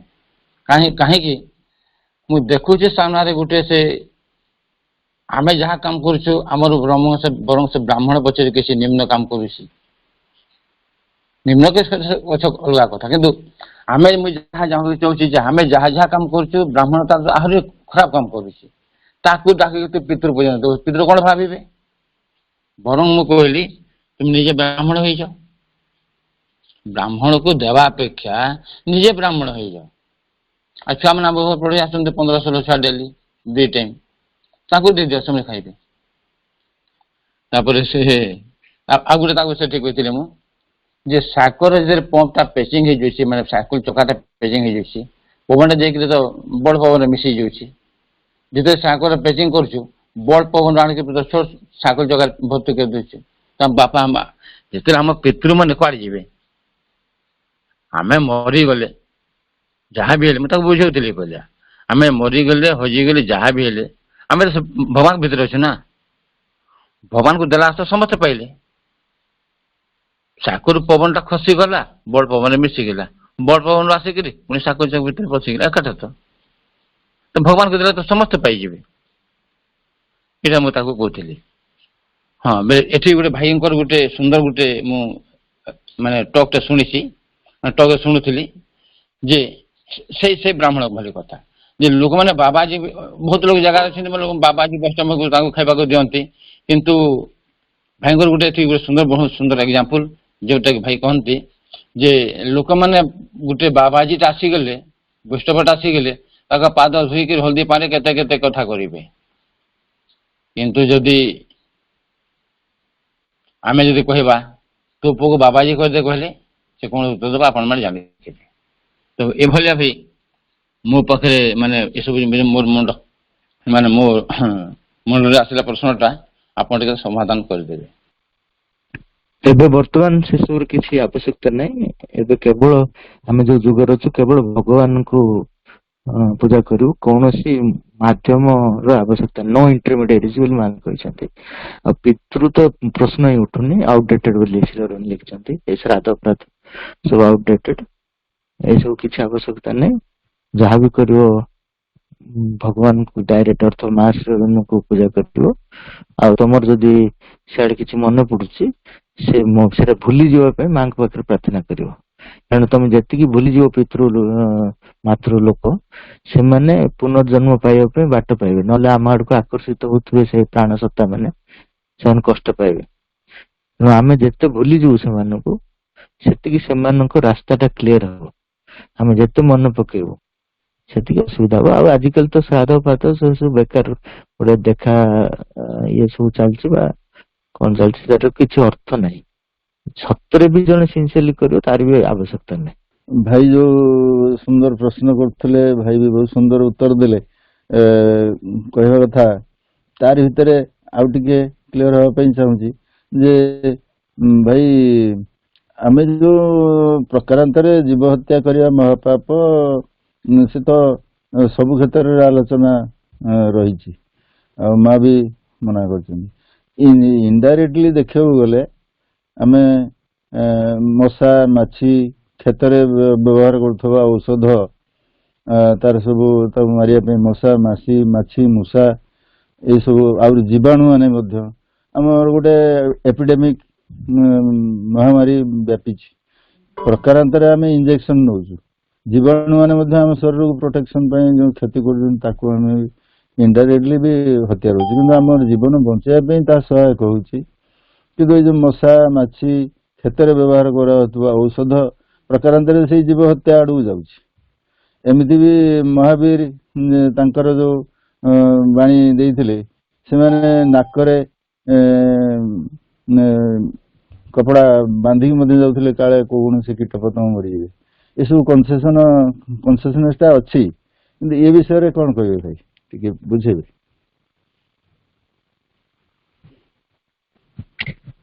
ଭଗବାନଙ୍କର ସୃଷ୍ଟିରେ ଏମାନେ ସବୁ ଆସୁନାହାନ୍ତି। ମଶା ମାଛି କୀଟ ପତଙ୍ଗ ଏମାନଙ୍କୁ ବିରୋଧୀ ଶକ୍ତି ଅସୁର ଶକ୍ତି ଜନ୍ମ ଦେଇଛି ତାରି କାମ ପାଇଁ ବୋଲି। ତେଣୁ ସେମାନଙ୍କୁ ମାରିବାରେ କିଛି ଅସୁବିଧା ନାହିଁ। ସେମାନେ ଜୀବ ଜଗତ ଭିତରେ ଆସୁନାହାନ୍ତି, ସେମାନେ ସୃଷ୍ଟି ହେଇଛନ୍ତି ବିରୋଧୀ ଶକ୍ତି ମାନଙ୍କ ଦ୍ଵାରା। ତେଣୁ ସେସବୁକୁ ମାରିବାରେ କିଛି ଅସୁବିଧା ନାହିଁ। କିନ୍ତୁ ଏଇ ଯୋଉ ଆମେ ଖାଦ୍ୟ ହିସାବରେ ଗ୍ରହଣ କରୁଛୁ ଏଗୁଡିକ ତ ନିହାତି ହିଂସାଜନକ। ଆମେ ଜାଣିକି ମାଛ ମାଂସ ଆମିଷ ଏସବୁ ଭୋଜନ କରୁଛୁ ଆଉ ଲୋଭ ଲାଳସା କାମନା ବାସନାକୁ ଚରିତାର୍ଥ କରିବା ପାଇଁ। ହିଂସା ଦୃଷ୍ଟିରୁ ଆମର ଖାଦ୍ୟ ଖାଇବା ଏସବୁ ନିର୍ଭର କରୁନି। କାରଣ ହିଂସା ଦୃଷ୍ଟିରୁ ଦେଖିଲେ ଗୋଟେ ଧାନ ଗଛକୁ ତମେ ମାରି ଦଉଛ, ଶାଗ ଗଛକୁ ଉପାଡି ଦଉଛ, ଆଉ ଗୋଟେ ଜୀବକୁ ହତ୍ୟା କରୁଛ, ଏସବୁ ଭଗବାନଙ୍କ ଦୃଷ୍ଟିରୁ ସମାନ। ତେଣୁ ତମେ ଯଦି କିଛି ନ ଖାଇବ ବଞ୍ଚି ବି ପାରିବନି। ତେଣୁ ଏଇଥିରେ କିଛି ଇଏ ନାହିଁ ଯେ ଆମେ ହିଂସା ଦୃଷ୍ଟିରୁ ଆମେ ଏସବୁ ଖାଦ୍ୟର ଆଲୋଚନା କରୁନେ। ଆମର ଖାଦ୍ୟର ଆଲୋଚନାଟା ହଉଛି ସେ ଖାଦ୍ୟ ଖାଇଲେ ମୋ ଚେତନାରେ କଣ ପ୍ରଭାବ ପଡିବ। ମୁଁ ସେଇ ଦୃଷ୍ଟିରୁ ମା ଲେଖିଛନ୍ତି ଯେ ଭେଜିଟେବୁଲ୍ସ ଆମକୁ ଆଧ୍ୟାତ୍ମିକ ଚେତନା ପାଇଁ ବହୁତ ସାହାଯ୍ୟ କରେ, ଆଉ ନନଭେଜ ଟା ଆମକୁ ଆମ ଚେତନାକୁ ଡିଷ୍ଟର୍ବ କରେ। ପଶୁମାନେ ଯେମିତି ଚଳଚଞ୍ଚଳ, ସେଇ ଚେତନାଟା ଆମକୁ ଚଳଚଞ୍ଚଳ କରିଦିଏ। କେବଳ ଗୋଟେ ଜାଗାରେ ହିଁ ମା କହୁଛନ୍ତି ଯେ ନନଭେଜ ଖାଇବା ଦରକାର, ସେଟା ହଉଛି ନର୍ଭସ୍ ଯଦି ୱିକ୍ ଅଛି ତାହେଲେ ନନଭେଜ ଟିକେ ଦରକାର ପଡୁଛି। ଅଦରୱାଇଜ ଭେଜିଟେବୁଲ ହଉଛି ପ୍ରିଫରେବଲ। ଏ ସବୁର ବ୍ୟାକଗ୍ରାଉଣ୍ଡ ରେ ହିଂସା ଅହିଂସା କଥା ଆସୁନି, ଆମ ଚେତନାକୁ କଣ ଆବଶ୍ୟକ। କାରଣ ହିଂସା ଅହିଂସା ତମେ ଗୋଟେ ବସ୍ତୁ କୁ ମାରିକି ହିଁ ତମେ ବଞ୍ଚିବ। ବର୍ତ୍ତମାନର ଧାରା ଅଛି ଏଭଳିଆ କୌଣସି ଜୀବନ ସମ୍ଭବ ନୁହଁ ଯୋଉ ଜୀବନଟା କି ଅନ୍ୟ ଜୀବନ ଉପରେ ଆଧାରିତ ନୁହଁ। ଅତିମାନ ଜଗତରେ ଏସବୁର ଆବଶ୍ୟକତା ପଡିବନି। ସେତିକି ଦିନ ଯାଏ ଆମକୁ କାହାକୁ ମାରିକି କାହାକୁ ଏବେ ରାସ୍ତାରେ ତମେ ଚାଲିବ ମାନେ ତମ ପାଦ ତଳେ 1000 ପିମ୍ପୁଡି ମରିବେ, ବାଟ ନାହିଁ। ନିଶ୍ୱାସ ନେଲ ମାନେ 1000 ଜୀବାଣୁ ମଲେ ତମ ଭିତରେ, ବାଟ ନାହିଁ। ଏଇ ଜିନିଷକୁ ନେଇକି ତମେ ଚିନ୍ତା କରନି। ଚିନ୍ତା କରିବ ଯେ ମୁଁ ଖାଦ୍ୟ ଲୋଭରୁ ଖାଉଛି ନା ଆବଶ୍ୟକତାରେ ଖାଉଛି। ଯଦି ଲୋଭରୁ ଖାଉଛି ତାହେଲେ ମା କହୁଛନ୍ତି ଆଇସ୍କ୍ରିମ ମଧ୍ୟ କ୍ଷତିକାରକ। ଲୋଭରୁ ଯଦି ଖାଉନି ତାହେଲେ ଯାହାବି ଚିକେନ ମଟନ ବି ଯଦି ଦରକାର ହଉଛି ଖାଇପାରିବ ଯଦି ଦରକାର ହଉଛି। ସେ କାହିଁକି ଲୋଭରୁ ଖାଇଲେ ହିଁ ଭୁଲ ଡିସିସନ ସବୁ ଆସେ। ତେଣୁ ଆମର ଖାଦ୍ୟ ଭଲ ମନେ ରଖିବାକୁ ପଡିବ। ଖାଦ୍ୟର ଷ୍ଟାଣ୍ଡାର୍ଡ ଟା ହିଂସା ଅହିଂସା ଉପରେ ଆସୁନି, ଖାଦ୍ୟର ଷ୍ଟାଣ୍ଡାର୍ଡ ଟା ଆସୁଛି ଆମ ଚେତନା। ହଁ ଭାଇ, ନିଶ୍ଚିତ କଥା, ବହୁତ ସୁନ୍ଦର। ଆଉ ମୋର ଗୋଟେ ପ୍ରଶ୍ନ ପାଠ୍ୟଚକ୍ର ଉପରେ ଅଛି ଭାଇ। କଣ କି ଆମେ ଯୋଉ ପାଠଚକ୍ର କରିବାକୁ ଯାଉଛୁ, ଆମେ ମା ଶ୍ରୀଙ୍କୁ କିଛି ରକମ ଜାଣିଲୁଣି ଯେହେତୁ ତାରି ଭିତରେ ବ୍ରତ ଉପାସନା ଏଇ ସବୁ କଥା ରହିଛି, ପୁରୁଣା ପ୍ରଥା ସବୁ ରହିଛି, ତାକୁ ଧରିକି ତ ଚାଲିଛୁ। ଆମେ ମା ଶ୍ରୀଙ୍କୁ ଧରିଥିବା ବହୁତ ଅଛୁ, କିଛି ସେଥିରୁ ଉନ୍ନତି କରିକି ବି ଆହୁରି କିଛି ଆମ ଭିତରେ ବସା ବାନ୍ଧିକି ଅଛି, ମାନେ ବାଲାନ୍ସ କରିକି ଚାଲୁଛି। ତଥାପି କିନ୍ତୁ ମାଙ୍କୁ ତ ନିହାତି ଧରିକି ଚାଲିଛୁ। ମାଣବସା ଗୁରୁବାର ହେଲା, ମାଙ୍କ ଫଟୋ ବି ଟାଙ୍ଗୁଛୁ, ମାଣ ବି ବସଉଛୁ, ଆଉ ଲକ୍ଷ୍ମୀ ପୁରାଣ ବି ପଢୁଛୁ, ତା ଭିତରେ ଦୁର୍ଗା ସୂତ୍ର ମା ବହି ବି ପଢୁଛୁ, ସାବିତ୍ରୀ ବି ପଢି ଦଉଛୁ, ପୁରା ବାଲାନ୍ସ କରିକି ଚାଲିଛୁ। କିନ୍ତୁ ମାଙ୍କୁ ଆଗ ରହିଛି ବୋଲି ଟିକେ ଜାଣିଲୁଣି ବୋଲି ୟାକୁ ଟିକେ ଟିକେ ଧରିକି ଚାଲିଛୁ। ଆରି ଭିତରେ କଣ କହିବେ ଭାଇ? ଏସବୁର ଆବଶ୍ୟକତା ନାହିଁ। ଯଦି କରୁଛ ସେତିକି ସମୟ ତମର ବ୍ୟର୍ଥ ହଉଛି। କିନ୍ତୁ ଯୋଉମାନେ ଜାଣିଛନ୍ତି ଆବଶ୍ୟକତା ନାହିଁ ସେମାନେ କେବଳ ପ୍ରେରଣା ଦେବେ, ତାଙ୍କୁ ବାଧ୍ୟ କରିବେନି। କାରଣ ସେମାନେ ଭିତରେ ଭୟ ଆସିଯାଇପାରେ, ମୁଁ ଏଇଟା କରୁନି, ମୋ ଉପରେ ଦେବତା ରାଗିବେ କି କଣ କରିବେ, ଏତେ ସବୁ ଜିନିଷ ତାଙ୍କ ଭିତରେ ରହିଛି। ତେଣୁ ତାଙ୍କୁ ଖାଲି ପ୍ରେରଣା ଦେଇପାରିବ ସିନା, ତାଙ୍କୁ କାହିଁକି କରୁଛ ବନ୍ଦ କର ଏସବୁ କିଛି ନାହିଁ। କିନ୍ତୁ ନିଜେ ଯଦି କନଭିନ୍ସ ଅଛ, ମା ଲେଖୁଛନ୍ତି ଯୋଉମାନେ ପ୍ରକୃତରେ ଶ୍ରୀ ଅରବିନ୍ଦ ଯୋଗ ହୃଦୟରୁ ବୁଝିଛନ୍ତି ସେମାନଙ୍କ ପାଇଁ ଅନ୍ୟ ପୂଜା ପୂଜି ଅସମ୍ଭବ, ତାଙ୍କ ଚେତନା ପାଇଁ ଅସମ୍ଭବ ବୋଲି ଲେଖିଛନ୍ତି। ହଁ ଭାଇ, ଯୋଉଠି ଆମେ ପାଠଚକ୍ର କରିବାକୁ ଯାଉଛୁ, ଯେହେତୁ ସେମାନେ ବୁଝି ନାହାନ୍ତି, ବାରମ୍ବାର ମୁଁ ଭାବୁଛି ବାରମ୍ବାର ତାଙ୍କ ସହିତ କନେକ୍ସନ ରଖିକି ସମ୍ପର୍କ ସ୍ଥାପନ କରିକି ଧୀରେ ଯେତେବେଳେ ତାଙ୍କର ମାଙ୍କ ପ୍ରତି ବିଶ୍ୱାସ ଆସ୍ଥା ଜନ୍ମିବ, ଧୀରେ ଧୀରେ ସେଆଡୁ ନିଶ୍ଚିତ ଉନ୍ନୀତ ହେବେ, ଇଏ ଭରସା ନିହାତି ରହୁଛି। କିନ୍ତୁ ଏମିତି ଚାଲିଛି, ଆଉ ନିହାତି ବିଶ୍ୱାସ ଭରସା ରଖିବା କଥା ଏବଂ ଲାଗି ରହିବା ଉଚିତ ବୋଲି ମୁଁ ଭାବୁଛି। କିନ୍ତୁ ସେଇ ଧରାଯାଉ ଗୋଟେ ଆମର ଗୀତା ରହିଛି, ଭାଗବତ ରହିଛି, ଏସବୁକୁ ଗାଁ ଗହଳିରେ ବେଶୀ ଗୁରୁତ୍ୱ ଦିଅନ୍ତି। ତେଣୁ ମାଙ୍କୁ ଫଟୋ ରଖିଲେ ପାଠଚକ୍ର ଆରମ୍ଭ କଲେ, ସେଇ ଗୀତା ଭାଗବତରୁ ଯଦି ଭାଇ ଆରମ୍ଭ କରିବା, ମାଙ୍କ ଧାରା ଆଡକୁ ବୁଝେଇବା, ମା ଏହା କହିଛନ୍ତି, ଗୀତାରେ ଏହା ବର୍ଣ୍ଣନା ଅଛି, ସେମାନେ ତାକୁ ଅଧିକ ଭାବରେ ବିଶ୍ୱାସ କରି ଆସିଛନ୍ତି ଯେହେତୁ ହଠାତ୍ ତ ଛାଡି ପାରୁନାହାନ୍ତି। ତେଣୁ ଧୀରେ ଧୀରେ ମୁଁ ଭାବୁଛି ସେଇ ଆଡରୁ ଆମେ ଏମିତି ବି କହୁ କହୁ ବି ରାମାୟଣ ମହାଭାରତରୁ ଉପାଖ୍ୟାନ ଉଦାହରଣ ଦେଇକି ବୁଝା ଯାଉଛି, ମାଙ୍କର ଧାରାରେ ବୁଝା ଯାଉଛି। ଏଇଭଳି ବୁଝଉ ବୁଝଉ ନିହାତି ସେମାନେ ବୁଝିଯିବେ, ନାଇଁ କି ଭାଇ? ହଁ, ସେଇ ବିଷୟରେ ବିଶେଷ ଆଲୋଚନା ହବନି, ଆମର ଆଲୋଚନା ହବ ରୂପାନ୍ତର ବିଷୟରେ। ମା କହିଛନ୍ତି ସେମାନେ ଯଦି ପଚାରନ୍ତି ଏଇ ବିଷୟରେ, ଆମେ ସେସବୁ ବିଷୟରେ ବେଶୀ କହିବୁ। ସେମାନେ ସେ ଯାକ ଉପରେ ବେଶୀ ଆଲୋଚନା ବି ହବନି। ଆମର ଆଲୋଚନା ହବ ମା ଶ୍ରୀଅରବିନ୍ଦ ଯୋଉ ରୂପାନ୍ତର ବିଷୟରେ କହିଛନ୍ତି, କେତେ କଣ କହିଛନ୍ତି, ତା ପାଇଁ ସମୟ ନାହିଁ ଆମର। ଆମେ ସେସବୁ ବିଷୟରେ ବେଶୀ ସେମାନେ ନିଜେ ଅନୁଭବ କରିବେ, ଯଦି ମାଙ୍କ ଚେତନାରେ ଆସି ବାରମ୍ବାର ସେମାନେ ରହିବେ, ତାଙ୍କ ଭିତରେ ଆସିବ ଭାଇ ଏସବୁ କରୁଛି, ମତେ କାହିଁ ଭଲ ଲାଗୁନି, କଣ କରିବି? ସେତେବେଳେ ଆମେ ତାକୁ ଏ ବିଷୟରେ କହିବା। ଏଇ ଯୋଉ ନ କରନି କରନି ବାରମ୍ବାର କହିଲେ ତାଙ୍କ ଭିତରେ ବିରକ୍ତି ଭାବ ଆସିବ, ପାଠଚକ୍ର ଭିତରେ ବି ତାଙ୍କର ଆଗ୍ରହଟା କମିଯିବ। ତେଣୁ ତମେ ପଜିଟିଭ ଜିନିଷ ଯାକ କୁହ, ମା ଶ୍ରୀ ଅରବିନ୍ଦ ଏ ଯୋଉ ରୂପାନ୍ତର ବିଷୟରେ କେତେ କଣ କରିଛନ୍ତି, ସେଇଟା କହିବା ପାଇଁ ଜୀବନ ବି ସରିଯିବ। ସେ ଯାକ ଛାଡିକି ଏ ପଛରେ କାହିଁକି ଲାଗିବ? ମା ଯେଉଁ ଲେଖିଛନ୍ତି ଯେ ଦେଶ ମହାଦେଶ ସକଲ ବାସିନୀ ଅନ୍ୟ ପନ୍ଥା ନାହିଁ, ସତ୍ୟବାର ସାତଲ। ତୁମ ଗୋଟେ ଚଏସ୍ ଦିଆଯାଇଛି, ତୁମେ ଆଗ ଗ୍ରହଣ କରିପାର, ନହେଲେ ମନା ବି କରିପାର। ଆମେ ଏଭଳିଆ ବୁଝୁଥିଲୁ। ନାଇଁ ନାଇଁ, ସେଇଟା ଫ୍ରି ୱିଲ୍ ନୁହଁ, ସେଇଟା ହଉଛି ତମକୁ ଯୋଉ ଅଧିକାର ଦିଆହେଇଛି ତମ ଜୀବନରେ ତମେ କୋଉ ଡେଷ୍ଟିନିଟା ଗ୍ରହଣ କରୁଛ। ଫ୍ରି ୱିଲ୍ ଅର୍ଥ ହଉଛି ତମ ଡେଷ୍ଟିନିକୁ ତମେ ତିଆରି କରିବାଟା। ଏଇଠି କଣ ତମକୁ ଚଏସ୍ ଦିଆଯାଉଛି, ଏଠି ତମେ ଯଦି ଚାହିଁବ ଉଚ୍ଚତର ଜୀବନ ବଞ୍ଚିବ, ତାହେଲେ ତମର ପରିଣାମ ଏହା ହବ। ତମେ ଯଦି ନିମ୍ନକୁ ଯିବ ତାହେଲେ ଏ ପରିଣାମ। ଏଇଟା ଫ୍ରି ୱିଲ୍ ନୁହଁ, ଏଇଟା ହଉଛି ଚଏସ୍।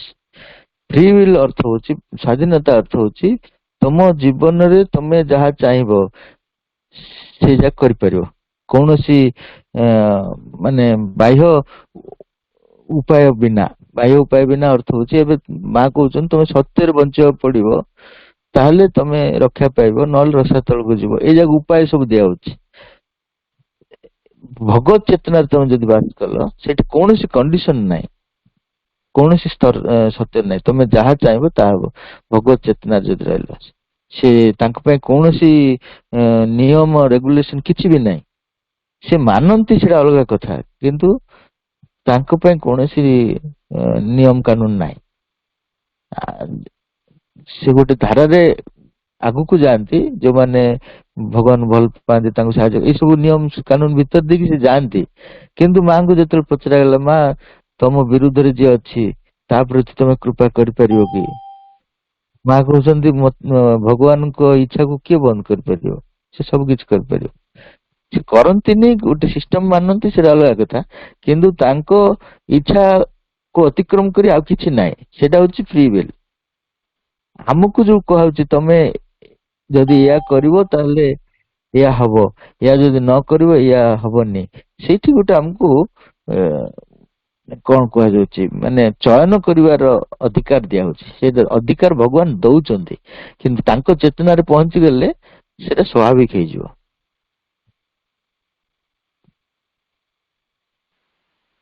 ହଁ ହଁ ଭାଇ ଠିକ ଅଛି, ବୁଝିହେଲା। ଆପଣ ଭାଇ ଦିଟା ଡାଇମେନସନ କଥା ମତେ ଲାଗୁଛି କହୁଛନ୍ତି, ଗୋଟେ top down, top to bottom, ଆଉ ଗୋଟେ ବଟମ୍ ଅପ୍। ଆମେ ଯୋଉଟା ଚଏସ୍ ବୋଲି ଆମେ ଯୋଉଟାକୁ ଆମେ କରୁଛୁ ସେଇଟା ମତେ ଲାଗୁଛି ବଟମ୍, ଦେନ୍ ଟପ୍ ରେ ଭଗବାନଙ୍କର ଯୋଉ ଇଚ୍ଛାଟା। କିନ୍ତୁ ଆପଣ ଯେତେବେଳେ ଆରମ୍ଭ କଲେ ଏକ୍ସପ୍ଲାନେସନ ଟା, ସେଟା ଆପଣ ଟପ୍ ଟୁ ବଟମ୍ ଆରମ୍ଭ କଲେ ଆରମ୍ଭ କଲେ ଡିଟରମିନିଜମ ରୁ, ତାପରେ ଫ୍ରି ୱିଲ୍ ପାଖକୁ ଆସିଲେ। ଏଇଟା ବୁଝିବାରେ ଟିକେ ସହଜ ହେଲା ସେତେବେଳେ। ଏଇଟା ଗୋଟେ ଡାଇମେନସନ, ଆଉ ଗୋଟେ ଡାଇମେନସନ ର କଥା ଆକ୍ଚୁଆଲି। ଠିକ ଅଛି। ଆମେ ଯୋଉ ମା ବହିରେ କହିଲା, ତମେ କୁହାଗଲା ତମେ ପ୍ରତି ମୁହୂର୍ତ୍ତରେ ସ୍ୱାଧୀନ, ତମେ ଇଚ୍ଛା କଲେ ଭଗବାନଙ୍କୁ ସ୍ୱୀକାର କରିପାରିବ କିମ୍ବା ଭଗବାନଙ୍କୁ ତମେ ପରିତ୍ୟାଗ କରିପାରିବ। ଏଇଟା କୁହାଗଲା ସ୍ୱାଧୀନତା, କିନ୍ତୁ ସ୍ୱାଧୀନତା ନାହିଁ, କାହିଁକି? ତା ସହିତ ଯୋଡି ହେଇଗଲା ତମେ ଯଦି ଭଗବାନଙ୍କୁ ପରିତ୍ୟାଗ କଲ ତାହେଲେ ତାର ପରିଣାମ ଭୋଗିବ, ଭଗବାନଙ୍କୁ ଯଦି ଗ୍ରହଣ କଲ ତାର ପରିଣାମ ଭୋଗିବ। ୟାର ନିୟମ ସହିତ ଯୋଡି ଦିଆଗଲା। କିନ୍ତୁ ଭଗବତ ଚେତନାରେ ଯଦି ତମେ ରହିଲ, ସେଠି ଏଇ ନିୟମ ସବୁ କିଛି ଯୋଡା ହଉନି। ଏଇଟା ହଉଛି ଡିଫରେନ୍ସ।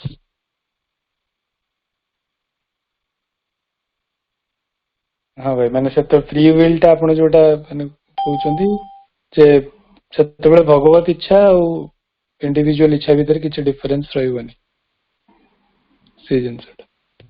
ହଁ, ଭଗବତ ଇଚ୍ଛା ବ୍ୟକ୍ତିଗତ ଇଚ୍ଛା ଭିତରେ କୌଣସି ଫରକ ରହିବନି, ଆଉ ସେଇଟା ପାଇଁ କୌଣସି ବାହ୍ୟ କାରଣ ବି ନାହିଁ। ସେଟା ସେଇଠୁ ହିଁ ଉଦ୍ଭବ ହୁଏ, ସେଇଠୁ ହିଁ କ୍ରିୟା ହୁଏ। ଏଇଥିପାଇଁ ହେଲା, ସେଇଥିପାଇଁ ହେଲା ଯୋଉ ଅଛି, ସେ ଯାକ ହଉଛି କାରଣ ଭିତରକୁ ଆସିଗଲା। ଅର୍ଥ ହଉଛି କୌଣସି କାରଣ ତାକୁ ବାନ୍ଧିକି ରଖିପାରିବନି, କୌଣସି ଡିଟରମିନିଜମ, କୌଣସି ନିୟତି ତାକୁ ବାନ୍ଧିକି ରଖିପାରିବନି। ସେ ପୁରା ପୁରା ମୁକ୍ତ, ସେଇଟା ହଉଛି ଫ୍ରି ୱିଲ୍। ହଁ ଭାଇ, ଆଇ ଥିଙ୍କ ପ୍ଲାଙ୍କ ବୋଧେ ତାଙ୍କର ସେଇ ରିଜିଡିଟି ଭିତରେ ରଖିଥିଲେ ତାଙ୍କର ଯୋଉ ଥିଓରିଟା, ଫିଲୋସଫିଟା, ତାକୁ ଶ୍ରୀ ଅରବିନ୍ଦ ବୋଧେ ଟିକେ ସେଇଠି କ୍ଲାରିଫାଇ କରିଛନ୍ତି ସେଇ ଜିନିଷଟା। ହଁ, ପ୍ରାଙ୍କ କହିଥିଲେ ଯେ ମାନଙ୍କର ସେ ଏଇ ଯୋଉ ଇଲେକ୍ଟ୍ରନ ମାନଙ୍କର ଯୋଉ ସେଲ୍ସ ମାନେ ଯୋଉ ତାଙ୍କୁ ଛାଡି ଦିଆଗଲା, ଗୋଟେ ଗୋଟେ ସେଲ୍ସ ତାଙ୍କର ଯୋଉ ସ୍ୱାଭାବିକ ନିୟମକୁ ଭାଙ୍ଗିକି ଅଲଗା ଆଡକୁ ମୁଭମେଣ୍ଟ କଲେ, ସେଇଟାକୁ ସେ ଫ୍ରି ୱିଲ୍ ବୋଲି କହିଛନ୍ତି। ଶ୍ରୀ ଅରବିନ୍ଦ କହୁଛନ୍ତି ନାଇଁ, ସେଟା ଫ୍ରି ୱିଲ୍ ନୁହଁ, ତମେ ଅନ୍ୟ କାରଣ ଯାକ ସେ ଭିତରେ ଅଛି, ତ ଏଇଟା ଜାଣିପାରୁନ, ତାକୁ ତମେ ଫ୍ରି ୱିଲ୍ ନା ଦଉଛ। ଆଉ କିଛି ଗୋଟେ ପ୍ରଭାବିତ କରିଛି ତାକୁ, ଯଦ୍ୱାରା କି ସେ ଟ୍ରାକ୍ ଆଉଟ୍ ହେଇକି କୁଆଡେ ପଳଉଛି। ତାକୁ ତମେ ଭାବିଲ ଯେ ନାଇଁ ଇଏ ସ୍ୱାଧୀନ ଭାବରେ ଇଆଡେ ସିଆଡେ ପଳଉଛି, ଗୋଟେ ନିୟମ ମାନୁନି। ତମେ ଭାବୁଛ ନିୟମ ମାନୁନି, କିନ୍ତୁ ସିଏ ନିୟମ ମାନୁଛି। ସେ ନିୟମ ଭିତରେ ଯୋଉ ଅନ୍ୟାନ୍ୟ ଜିନିଷଟା ପଶିଛି, ତମେ ସେଟା ଜାଣିନ, ନ ଜାଣିକି କହୁଛ ଯେ ତାର ସେଠି ଫ୍ରି ୱିଲ୍ କାମ କରୁଛି। ସେଠି ଫ୍ରି ୱିଲ୍ କିଛି କାମ କରୁନି, ସେଠି ସବୁ ଯାକ ବିଭିନ୍ନ କାରଣକୁ ନେଇକି କାମ କରୁଛି। ବିଭିନ୍ନ କାରଣ ଯାକ ତମେ ଜାଣିବ। ଏବେ ମନେକର ବର୍ଷା ଦିନରେ ହେବା କଥା, ବର୍ଷା ଦିନ ନ ହେଇକିରି ମନ ଇଚ୍ଛା ହଉଛି, ଆମେ କହୁଛୁ ଏଇଟା ତା ଇନ୍ଦ୍ରଙ୍କର ଇଚ୍ଛା ଅନୁସାରେ ଘଟି ଯାଉଛି। ନାଇଁ, ଆମେ ଏବେ କାହିଁକି ମନ ଇଚ୍ଛା ଘଟୁଛି ନା, ବାତାବରଣରେ ବହୁତ ପ୍ରକାର ଇମ୍ବାଲାନ୍ସ କ୍ରିଏଟ ହେଇଛି। ତେଣୁ ସେ ନିୟମ ସବୁ ଅନେକ ତାର ବର୍ଷା ପଡିବାର ଅନେକ ଜିନିଷ ତା ଉପରେ ପ୍ରଭାବିତ କରୁଛି। ତେଣୁ ଯୋଉଟାକୁ ଆମେ ଜାଣିପାରୁନୁ, ତାକୁ ଆମେ ଭାବୁଛୁ ତା ଇଚ୍ଛା ସେଟା କଲା। ଏବେ ମନେକର ଜଣେ ପିଲା ସ୍କୁଲକୁ ଗଲାନି, ଆମେ କହିଲୁ ଦେଖ ତା ଇଚ୍ଛା, ସେ ଯାହା ଇଚ୍ଛା ତାହା କରୁଛି। ନାଇଁ, ସେ ନ ଯିବା ପଛରେ ଅନେକ କାରଣ ଅଛି ଯୋଉଟା ଆମେ ଜାଣିନୁ। ଭାଇ ଟିକେ ଗୋଟେ ଆମର ସେ ଗୋଟେ ପାଠଚକ୍ରରେ ହ୍ୱାଇଟରେ ଯେ ସେ ଯୋଉ ଶ୍ଵେତଗୋଲା ପଢା ହଉଥିଲା, ଯାହା ଘରେ ପାଠଚକ୍ର ହୁଏ ସେଠିକି ଅନ୍ୟ ଦେବାଦେବୀଙ୍କୁ ପୂଜା କରନ୍ତି, ଅନ୍ୟ ମାନେ ଶିବ ପୂଜା କରନ୍ତି। ତ ତେଣୁ ସେ ଯେତେବେଳେ ପଢା ହଉଥିଲା ସେ ସତ୍ୟଗୋଲା ପୁର ଯେଉଁଠି ସେ 1965 ଯେତେବେଳେ ଗୋଟେ ଇଏ ମାଙ୍କୁ ପ୍ରଶ୍ନ ପଚାରିଥିଲେ, ସେଟା କୋଉ ଜାଗାର ଗୋଟେ ଥିଲା, ସେ ଯେ ଶ୍ରୀ ଅରବିନ୍ଦ ପ୍ରକୃତରେ ଭଗବାନ କି କଣ ଗୋଟେ ପ୍ରଶ୍ନ ଅଛି ତା ଭିତରେ। ସେଥିରେ ଲେଖା ହେଇଥିଲା ଶ୍ରୀ ଅରବିନ୍ଦ ସମ୍ପୂର୍ଣ୍ଣ ଭଗବାନ ନୁହନ୍ତି, ସେ ହଉଛନ୍ତି ଭଗବାନଙ୍କର କିଛି ଅଂଶ। ତେଣୁ ସେ ଦୃଷ୍ଟିରୁ ସେ କହିଲେ ଯେ ଆମେ ସବୁବେଳେ କହୁ ଆମେ ବି ବୁଝିଛୁ ପ୍ରକୃତରେ ଶ୍ରୀ ଅରବିନ୍ଦ ହଉଛି there is no essential difference but the lord is all and the Sri Aurobindo is a part of consciousness, but consciousness of Supreme Lord of whom he is an emanation।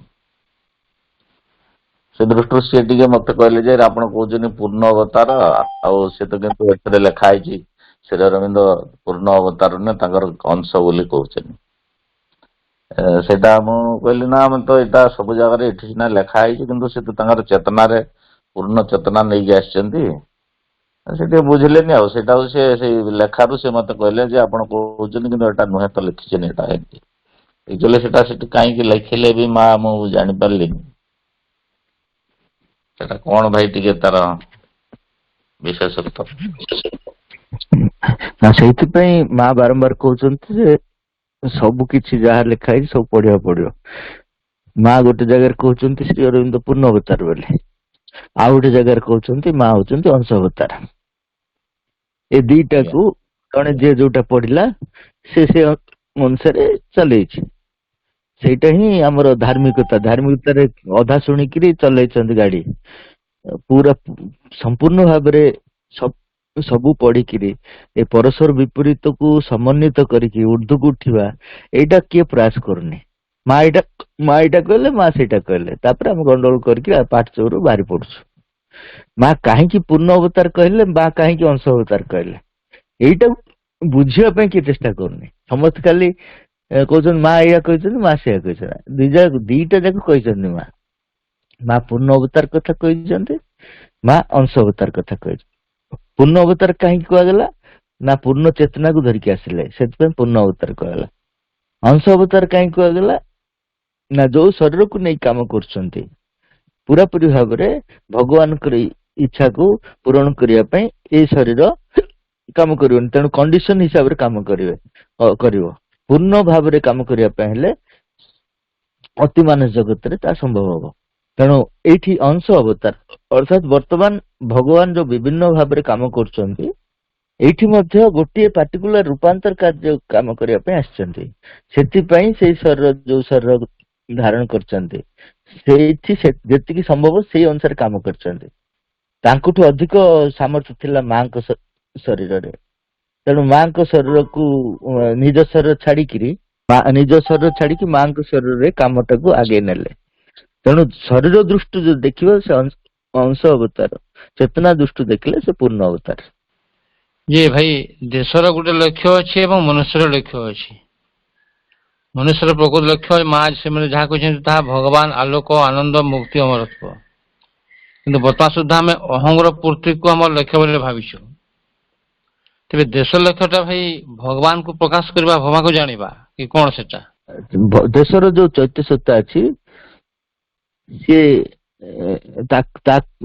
ତାର ଯୋଉ ଲକ୍ଷ୍ୟଟି ନିର୍ଦ୍ଧାରିତ ହେଇକି ସେଇଠି ସେ ରହିଛି। ସେଇ ଭାରତର ଲକ୍ଷ୍ୟ ହଉଛି, ଭାରତର ଯୋଉ ଉଦ୍ଦେଶ୍ୟ ରହିଛି, ଭାରତ କାହିଁକି ଭଗବାନ ସୃଷ୍ଟି କରିଛନ୍ତି ତା ଉଦ୍ଦେଶ୍ୟଟି ତା ଚେତନାରେ ରଖିଛନ୍ତି।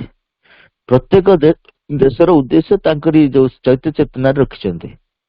ସେଇ ଚୈତ୍ୟ ଚେତନାରେ ଯେତେବେଳେ ଆମେ ସବୁ ଭାରତର ଚୈତ୍ୟ ସତ୍ତା ସହିତ ଆମ ଚୈତ୍ୟ ସତ୍ତା ସମ୍ପର୍କ ସ୍ଥାପନ ହବ, ସେତେବେଳେ ଆମେ ଭାରତ ତରଫରୁ ସେଇ କାର୍ଯ୍ୟଟିକୁ କରିପାରିବା। ତେଣୁ ସବୁ ଦେଶର ଲକ୍ଷ୍ୟ ତାଙ୍କରି ଭିତରେ ସ୍ୱତନ୍ତ୍ର ଭାବରେ ଚୈତ୍ୟ ସତ୍ତାରେ ନିହିତ ହେଇକି ରହିଛି। ସେ ଚୈତ୍ୟ ସତ୍ତାଟି ଜାଗ୍ରତ କେତେବେଳେ ହବ? ଆମ ଭାରତର ଜାଗ୍ରତ ହେଇସାରିଛି, ମନୁଷ୍ୟ ମାନଙ୍କର ଜାଗ୍ରତ ହେଇସାରିଛି। ପ୍ରଥମ ଷ୍ଟେପଟା ହେଇସାରିଛି। द्वितीय स्टेपटा हूँ आम चैत्य सत्ता आम जागृत करके ता सहित एकात्म हेले सेई कार्यटी को मार संतान भाव में आगे नहीं पारिबो। से माँ श्री अरविंद कहले ट्राई टू बिकम इंडियन, भारतीय हवा को चेष्टा कर अर्थ तुम चैत्य सत्ता को जागृत कर एवं भारतर चैत्य सत्ता सहित संपर्क स्थापन कर। एटा हूँ आम काम। सेमती अन्य देशर भी चैत्य सत्ता अच्छी किंतु सेमानकर अनेक देशर चैत्य सत्ता जागृत ହେଇନି। तेजी दीटा काम बाकी अच्छी।